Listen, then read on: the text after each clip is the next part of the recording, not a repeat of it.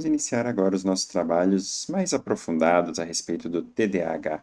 E aqui eu gostaria de explorar um pouco mais do ponto de vista de encadeamento de elementos.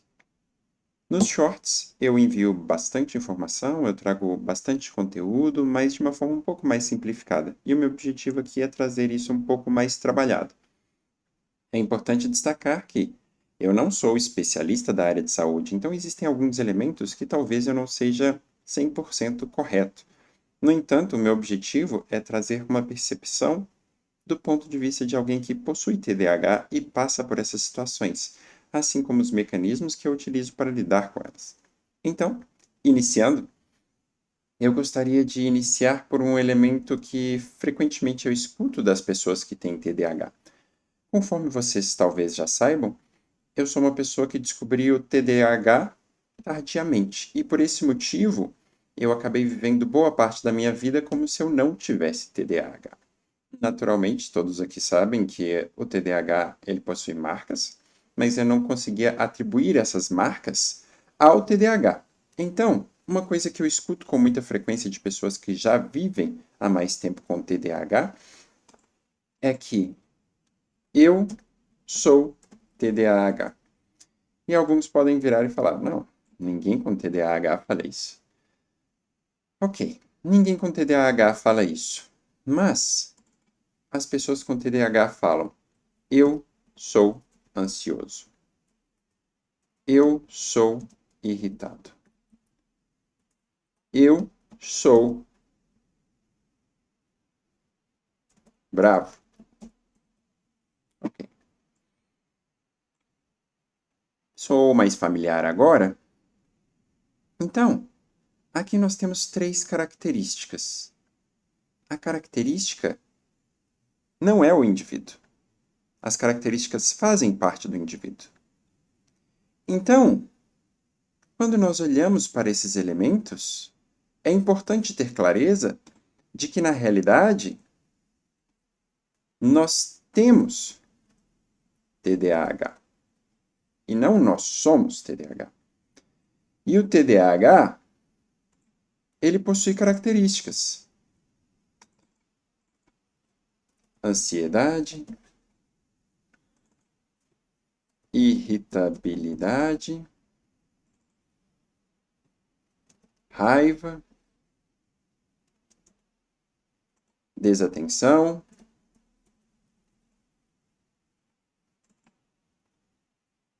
e por que a gente faz esse trabalho? Porque é importante que tenhamos clareza que nós não somos as características. Nós temos as características e nós somos indivíduos. Então, nós somos indivíduos. Indivíduos que possuem características. E essas características estão ou não associadas ao TDAH.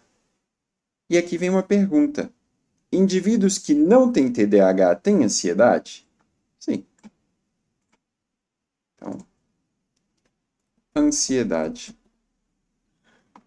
Indivíduos que não têm TDAH têm irritabilidade? Sim. Indivíduos que não têm TDAH têm raiva? Sim. Tem desatenção? Sim. Então, essas características, elas não são o TDAH. O TDAH é um conjunto de características que afetam o indivíduo de uma forma específica, e não uma das características. Então, eu irei remover essas 4 características do TDAH.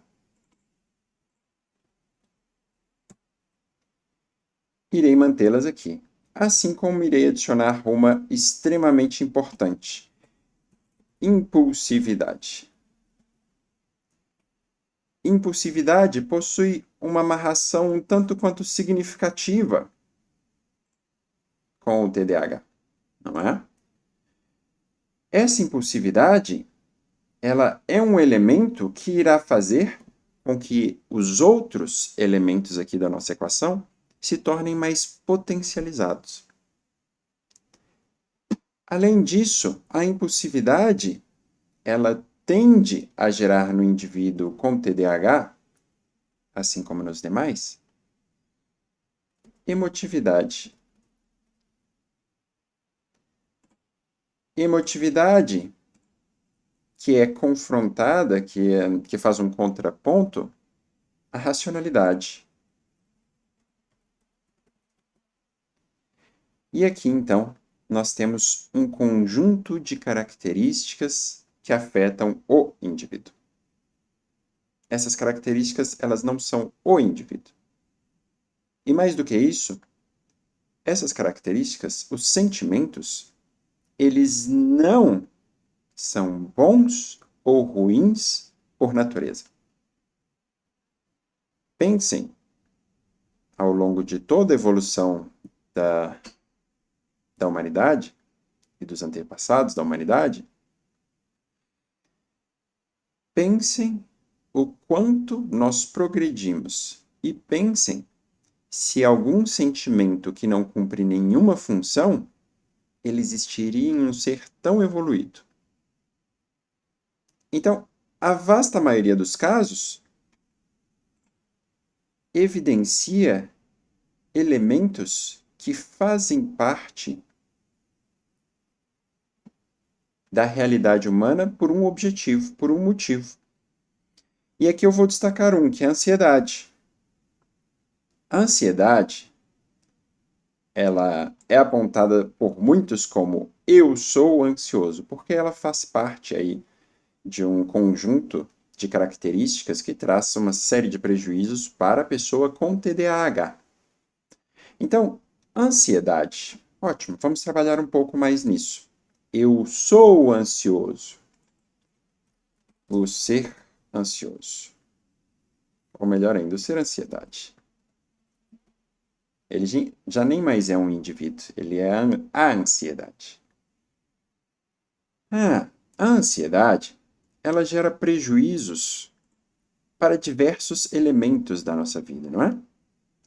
Então, a ansiedade, ela dificulta bastante a nossa vida. Ótimo. Então, vamos trabalhar com esse entendimento de que a ansiedade produz prejuízos. Qual o objetivo da ansiedade? A ansiedade, ela está amarrada a uma parte do nosso corpo muito específica. Essa parte do nosso corpo específica é a amígdala. A amígdala. Um segundo. Amígdala. Pronto, vamos tirar o G daqui.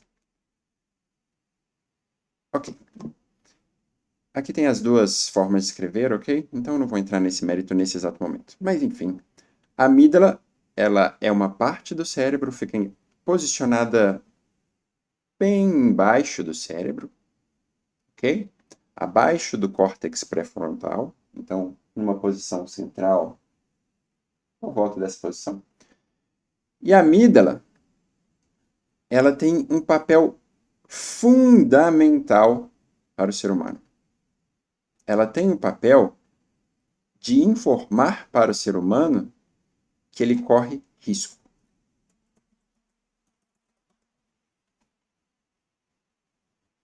Então, quando um tigre aparece, a sua amígdala ela começa a explodir, informando para você, você está em risco. Isso provoca ansiedade e desconforto. Por quê? Por que produz ansiedade e desconforto? Porque você precisa reagir. Você precisa reagir para lidar com aquela situação específica. O tigre está na sua frente. Como você vai reagir? E aí existem N saídas, mas isso não vem ao caso. O que é importante? O importante é a ansiedade, ela cumpre uma função. A função da ansiedade é nos afastar do medo. Como eu vou me afastar do medo?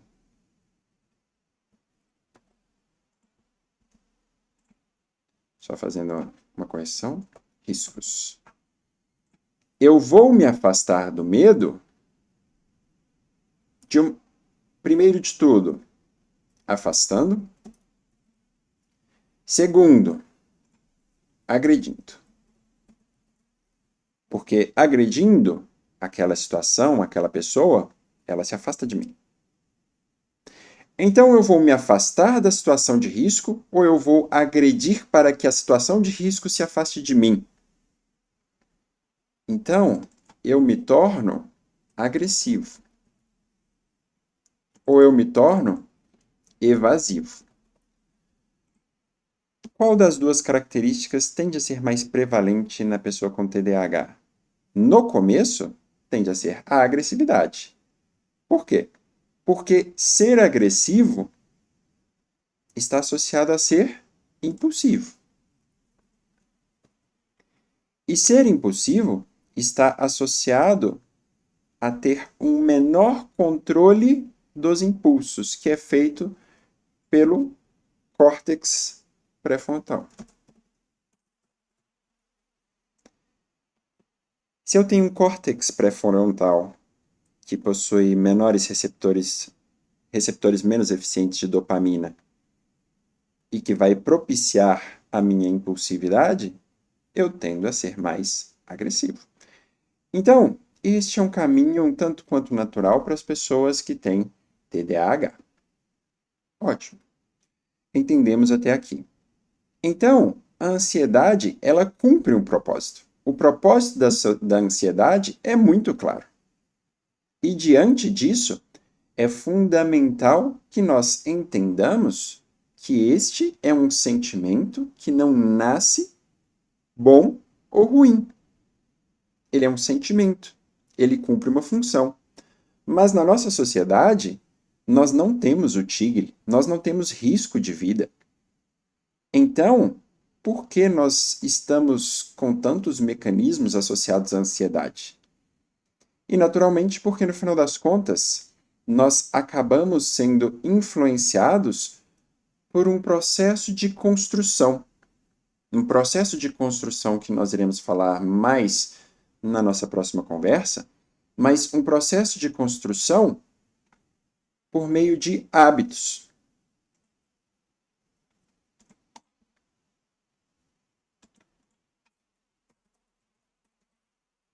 Hábitos que são formados ao longo de toda a vida.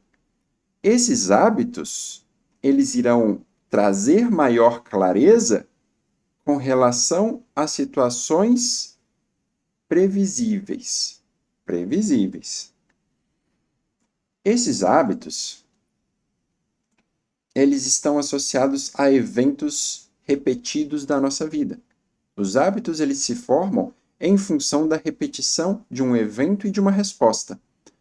Então, se alguém usa um tom de voz agressivo contra nós, nós respondemos com um tom de voz agressivo, ainda que a gente não preste atenção na mensagem. Porque a gente simplesmente entende que ela está nos agredindo. Se eu repito isso inúmeras vezes, naturalmente, eu desenvolvo um hábito. E esse hábito, ele acaba sendo utilizado com muito mais frequência. Eu reforço, e ele é utilizado com muito mais frequência, e eu reforço. Até o ponto no qual, no final das contas, eu executo o hábito ainda que a situação de origem não se manifeste. Então, na realidade atual, o que nós temos é a criança com TDAH. Ela vai para a escola.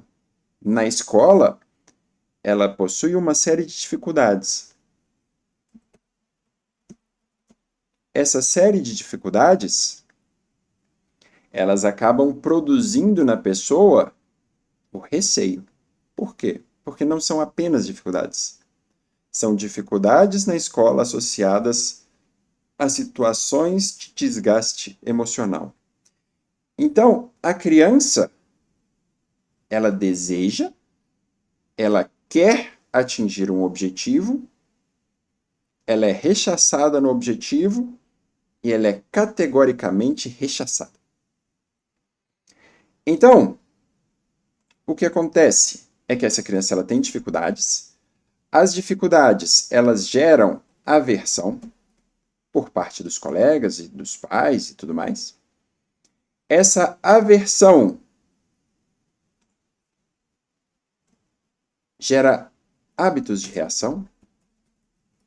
Então a criança reage, a criança entra em conflito, a criança ela quer o desejo dela e é uma criança, ela vai querer o desejo. E essa reação, então, ela produz mais desgastes. E esses desgastes vão produzir mais aversão. E se alguém passa a vida inteira falando que você é desatento, ansioso, você não apenas absorve o que a outra pessoa falou, como você cria mecanismos mentais que confirmem o que a outra pessoa falou. E quanto mais você confirma o que a pessoa falou, mais você interioriza e passa a ser aquilo, ainda que no princípio você não fosse tanto assim. Então, a falta de compreensão e a falta de comunicação efetiva leva a criança a ficar cada vez mais em conflito com aquilo que ela é. Porque o que ela é errado. Porque o que ela é continuamente rechaçado, é continuamente questionado. E os desejos que ela tem não são desejos funcionais. E não sendo desejos funcionais, eles precisam ser suprimidos. E sendo suprimidos, essa criança ela deseja, mas não deveria desejar. E isso gera ansiedade. E cada vez mais que a gente faz esse percurso e que a gente repete esse desgaste, nós acabamos gerando hábitos prejudiciais para o indivíduo. Então, se no princípio nós tínhamos um indivíduo que ele não era funcional para a sociedade porque a sociedade não produziu uma escola voltada para ele, voltada para as necessidades dele, mas sim para as necessidades de pessoas neurotípicas, a partir desse ponto e dos conflitos gerados entre o modelo tradicional e o indivíduo, a criança desenvolve uma série de hábitos que geram prejuízos para o indivíduo, levando ele à supressão dos seus desejos, porque os seus desejos são inerentemente e inescapavelmente errados. E ele começa a se questionar continuamente, porque no final das contas ele olha para si mesmo e ele enxerga um erro. Então, a formação desses hábitos irá produzir cada vez mais ansiedade, até o ponto em que o indivíduo ele se tira da jogada, porque ele inerentemente é um erro. Sendo inerentemente um erro nessa perspectiva, ele troca essa palavra e ele deixa de ser o indivíduo para ser a ansiedade. Eu sou ansiedade. Eu sou desorganizado. E quando ele passa a ser o sentimento, ele pode ignorar todo o restante. E ele se acomoda em uma posição extremamente cansativa e desgastante. A posição de não ser quem ele é de verdade. Porque ele foi ensinado ao longo do tempo que tudo aquilo que ele era não fazia sentido. E ele deveria ser diferente. Porque no final das contas é esperado dele que ele seja funcional para a sociedade. Então, a partir desse ponto, qual o nosso objetivo? O nosso objetivo é trazer o indivíduo de volta para o centro e tirar da frente as questões associadas ao fato de que a sociedade espera X. E nós iremos falar um pouco mais disso subsequentemente no próximo vídeo, ok? De toda forma, muito obrigado por todos que acompanharam até aqui. Deixem seus comentários abaixo, eu quero realmente ler todos eles, eu irei responder todos eles, fiquem à vontade, esse é um canal feito para que nós possamos gerar entendimento. E, naturalmente, se tiver algum especialista vendo, fique à vontade para me corrigir. Eu não sou perfeito, eu não sei de tudo, eu apenas li um pouquinho sobre isso e estou trazendo para vocês o que eu li. Eu espero que seja realmente de grande valia e estamos aqui para ajudar e nos entender.